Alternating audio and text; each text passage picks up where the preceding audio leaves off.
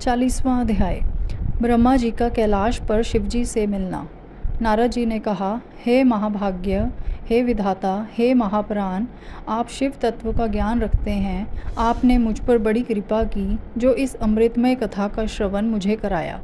मैं आपका बहुत बहुत धन्यवाद करता हूँ। हे प्रभु, अब मुझे यह बताइए कि जब वीरभद्र ने दक्ष के यज्ञ का विनाश कर दिया और उनका वध करके कैलाश पर्वत को चले गए तब क्या हुआ।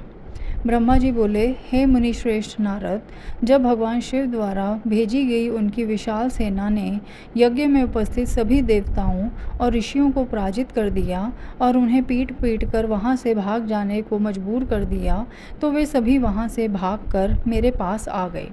उन्होंने मुझे प्रणाम करके मेरी स्तुति की तथा वहाँ का सारा वृतांत मुझे सुनाया। तब अपने पुत्र दक्ष की मुझे बहुत चिंता होने लगी और मेरा दिल पुत्र शोक के कारण व्यथित हो गया। तत्पश्चात मैंने श्री हरि का स्मरण किया और अन्य देवताओं और ऋषि मुनियों को साथ लेकर बैकुंठ लोक गया। वहाँ उन्हें नमस्कार करके हम सभी ने उनकी भक्ति भाव से स्तुति की। तब मैंने श्री हरि से विनम्रता से प्रार्थना की कि भगवान, आप कुछ ऐसा करें जिससे हम सभी का दुख कम हो जाए। देवेश्वर, आप कुछ ऐसा करें जिससे वह यज्ञ पूरा हो जाए तथा उसके यजमान दक्ष पुनः जीवित हो जाएं। अन्य सभी देवता और ऋषि मुनि भी पूर्व की भांति सुखी हो जाएं।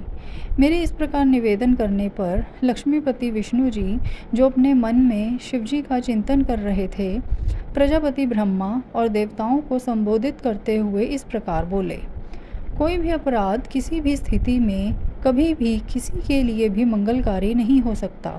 हे विधाता, सभी देवता परमपिता परमेश्वर भगवान शिव के अपराधी हैं, क्योंकि उन्होंने यज्ञ में शिवजी का भाग नहीं दिया, साथ ही वहाँ उनका अनादर भी किया।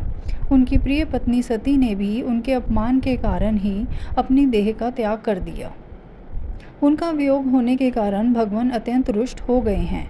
तुम सभी को शीघ्र ही उनके पास जाकर उनसे क्षमा मांगनी चाहिए। भगवान शिव के पैर पकड़कर उनकी स्तुति करके उन्हें प्रसन्न करो, क्योंकि उनके कुपित होने से संपूर्ण जगत का विनाश हो सकता है। दक्ष ने शिवजी के लिए अपशब्द कहकर उनके हृदय को विदीर्ण कर दिया है, इसलिए उनसे अपने अपराधों के लिए क्षमा मांगो। उन्हें शांत करने का यही सर्वोत्तम उपाय है। वे भक्त वत्सल हैं। यदि आप लोग चाहें तो मैं भी आपके साथ चलकर उनसे क्षमा याचना करूंगा। ऐसा कहकर भगवान श्री हरि, मैं और अन्य देवता एवं ऋषि मुनि आदि कैलाश पर्वत की ओर चल दिए। वह पर्वत बहुत ही ऊंचा और